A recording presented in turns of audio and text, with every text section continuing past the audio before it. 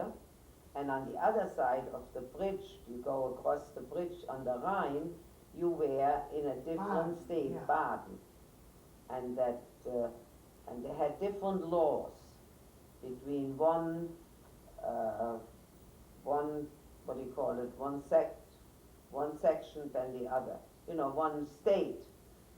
Bavaria is one state and Baden is another state, like we have here New Jersey and New York. Two different states. Like you go in New York across the bridge, you are in New Jersey. And that's this, we had that the same thing in Speyer.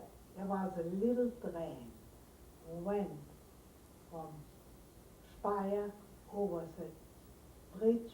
The little train could go and they could change after the bridge to a bigger locomotive. Because it was such... Because it was, and then it went to Heidelberg. That's right, Heidelberg. Heidelberg was at that time Baden. And it was on the Neckar with all the, with the Schloss, very famous.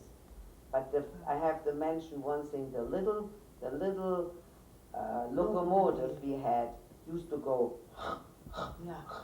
And we used to say, help Matrike, sonst bleibe ich stecke. And that means help me and push me, otherwise I get stuck. Right. I wish I had a picture of it. And it always was very cute. And it changed right away after the bridge. So when we had a trip, it was only about 3/4 of an hour to Heidelberg. Yeah, to go across the bridge took a half hour, and then it took 15 minutes to get to Heidelberg on a regular train. You had to change the trains. You stopped in Schwetzingen, and then you got to Heidelberg. Heidelberg was the elite of any of the vacation resorts, and the beautiful university. All the people who graduated from any of the schools would try to go to the university in Heidelberg. Heidelberg was the famous place of all the universities in all of Germany. There were many universities in Germany. But Heidelberg was considered you thought one of the most famous. Yeah, old. Had old and had very good faculty also in medicine and law and everything. That's where your friend Edith Susmanowitz studied, in Heidelberg. And her brother. Most people who studied, you would try to get into Heidelberg. Like you try to get into Yale in the United States or Harvard. That was Heidelberg. One of the real good universities. And you had to pay for everything. Nothing was free. Every school had to be paid for. Right. Yeah, you had to ask them about their, to tell me a little bit about their grandmother or grandfather. Yeah, I was, since I was very little, I lived with Sarah, my grandmother, and she was always dressed me in white little clothes and fancy shoes, and she took me for walks. She lived in our house with us. No, she didn't. She lived on the Bahnhofstraße. Oh, she lived in a different She lived house. in a different house, and she had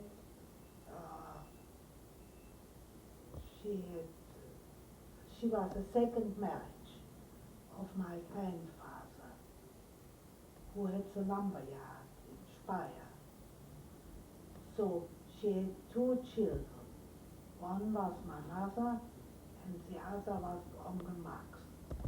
And she had two stepchildren, Fritz and Otto.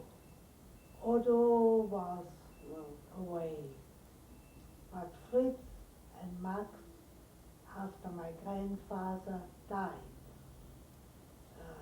they had the lumber yard, took care of the lumber yard. And my mother married also for your Speyer.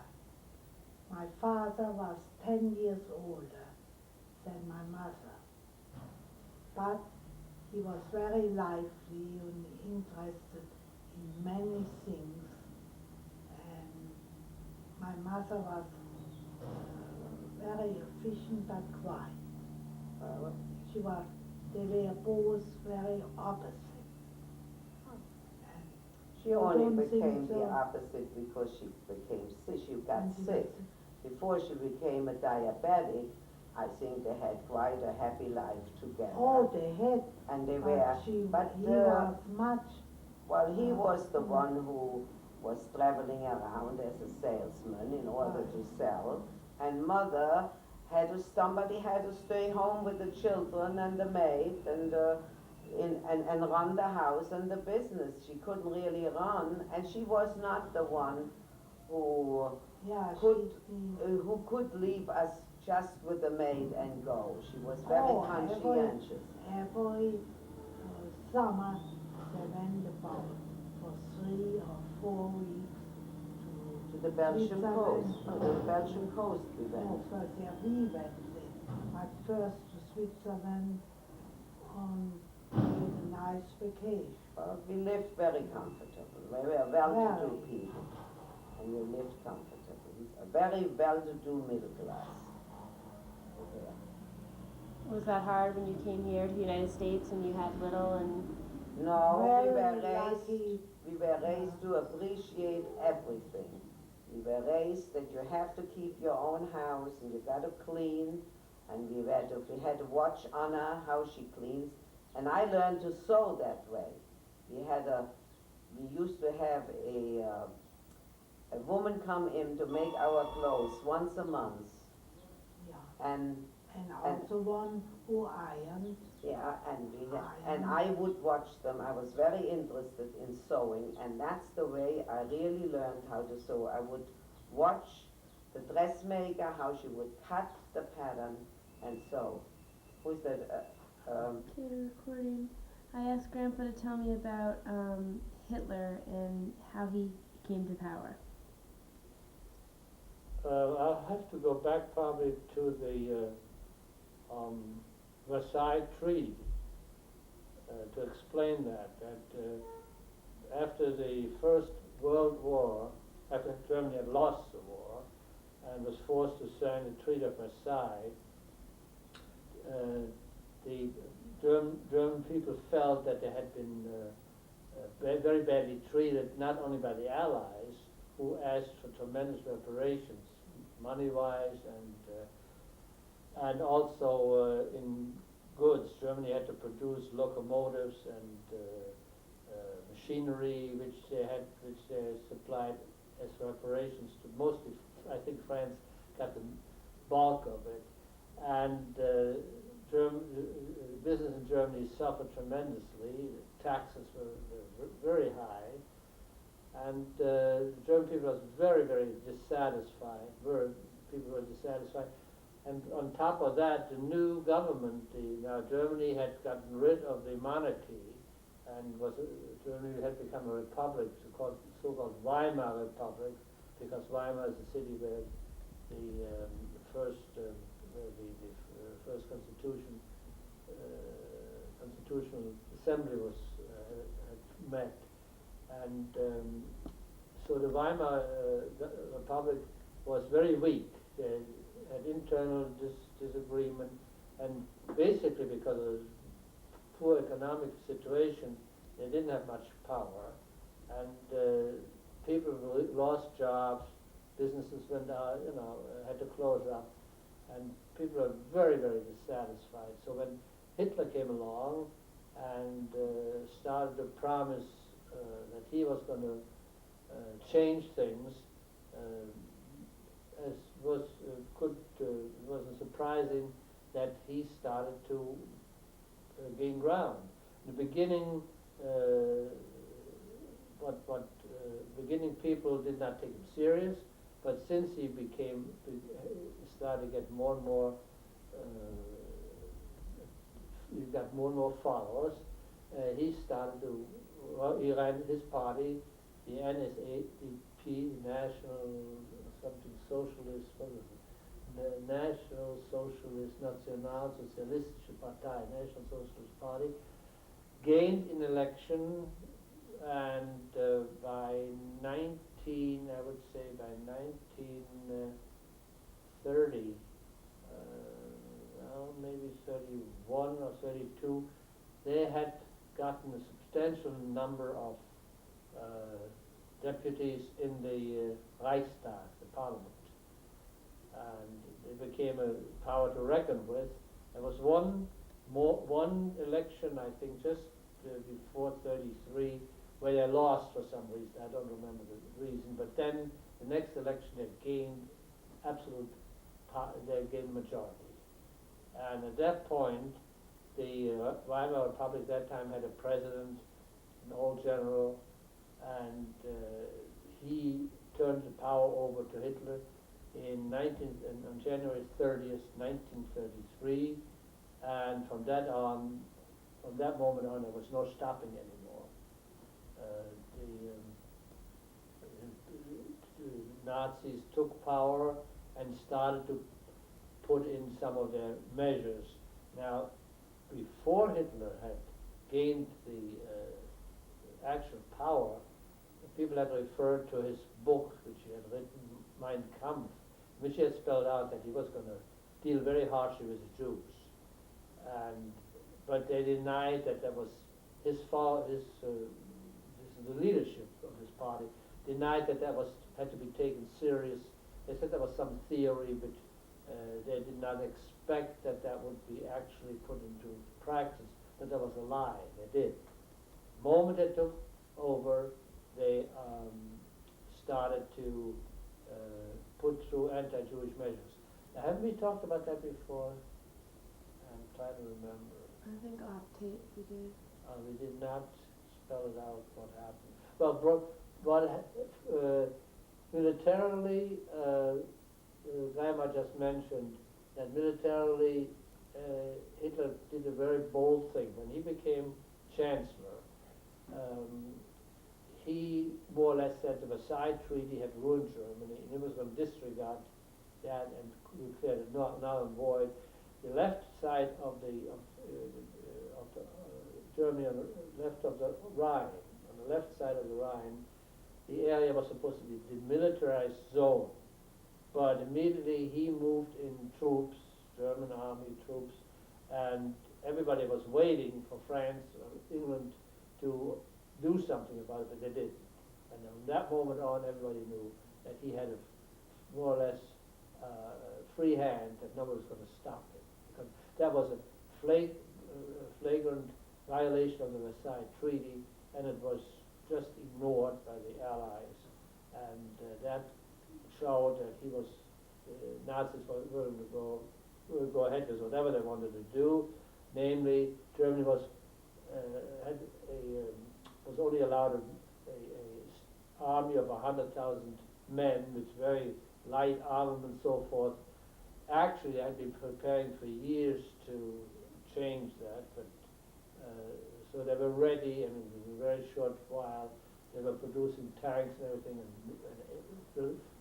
and creating an air force. And again, the Allies did not interfere, and Germany was on a way to rearmament and ultimate aggression. As far as the Jews were concerned, they went about it in a gradual manner. They did have, after 2 months after they took power, they had a general boycott to show. The Nazis declared a general boycott of all Jewish places of business, and in the big city, that's all they did. They closed the stores more or less by putting writing on the windows, "Jew," owned by Jews, and and after that, business of course fell off. People were very afraid to go back to Jewish stores, and most of them had to close up.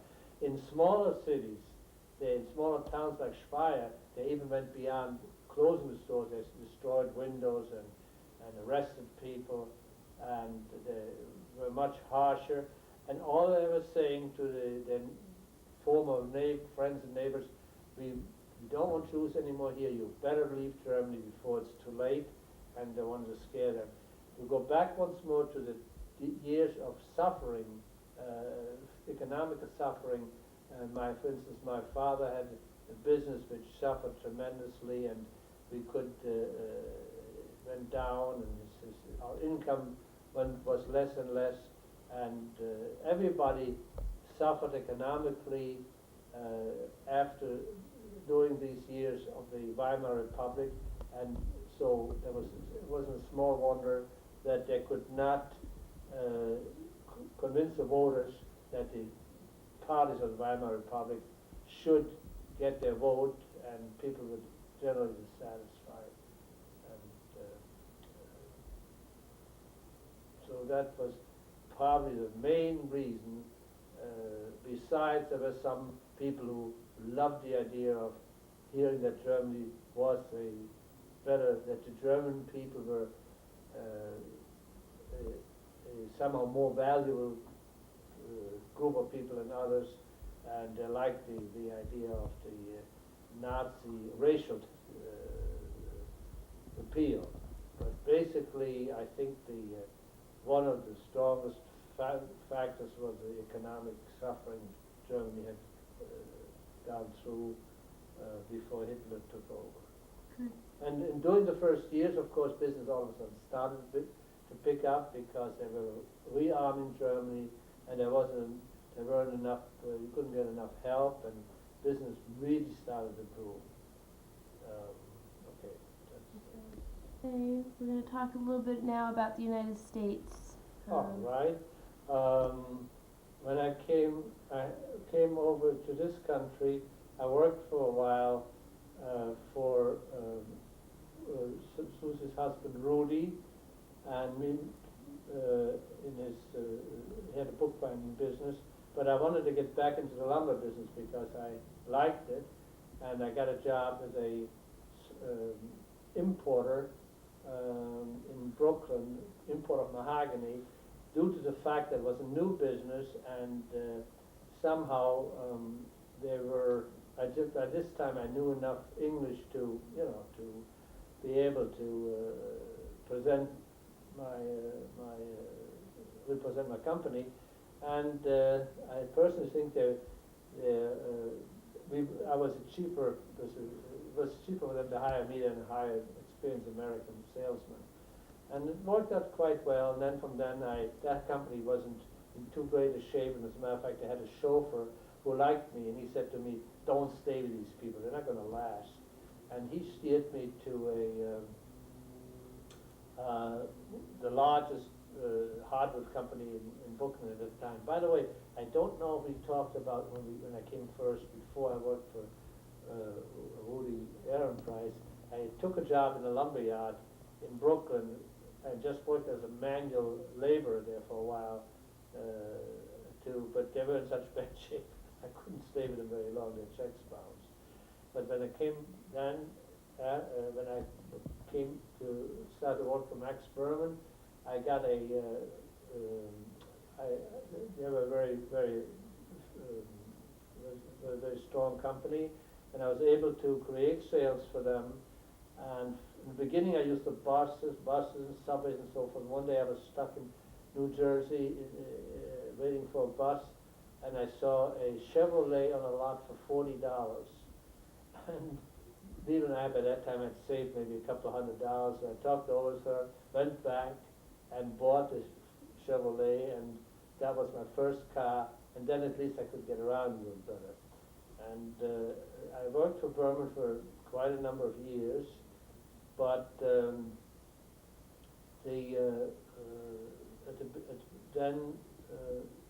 shortly before Pearl Harbor, before America got into the war, I was drafted, but was not called up because I had a slight kidney condition, and they didn't want anybody in the hospital, so they just I was deferred. And meanwhile, just before Pearl Harbor, a week before, Lilo found out she was pregnant, Miss Joyce, this baby. And so I had to, my business, my position as Berman wasn't secure because they had, I was a salesman and they didn't need the salesman anymore. Now everybody wanted to buy lumber. We just had they called up, salesmen were not needed, and I didn't know if they were going to keep me, so I looked around, I advertised, and I found a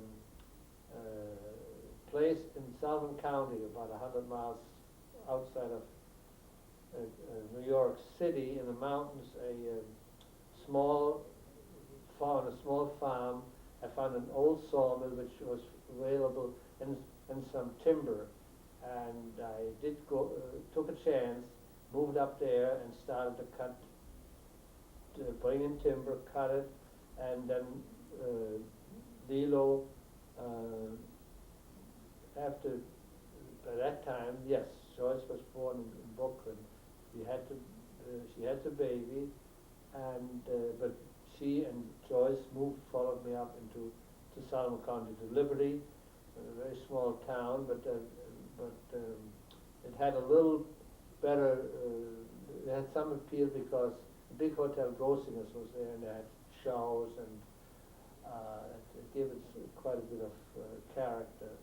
And then I did continue working, operating a small sawmill. As a matter of fact, I went into the local bank and I said I could have borrowed $500, and the banker said to me, "Young man, I like you," but he said, "I'll give you the $500, but I don't want to own another sawmill, so you better pay it back someday," which I did. And then from there on I bought a bigger mill, and I did do my own logging. I had horses, and which I had men.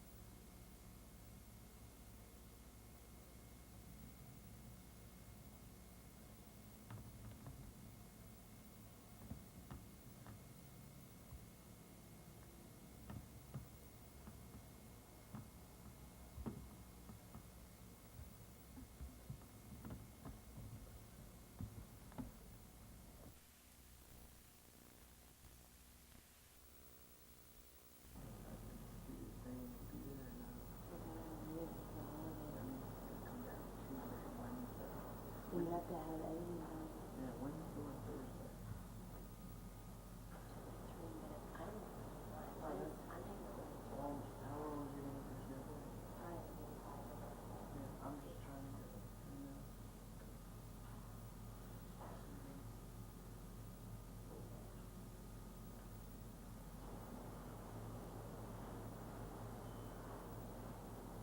This is good because the more people feel it's like this, the more I can use it when I talk. Voice. She said to you. Correct that and have it be talking.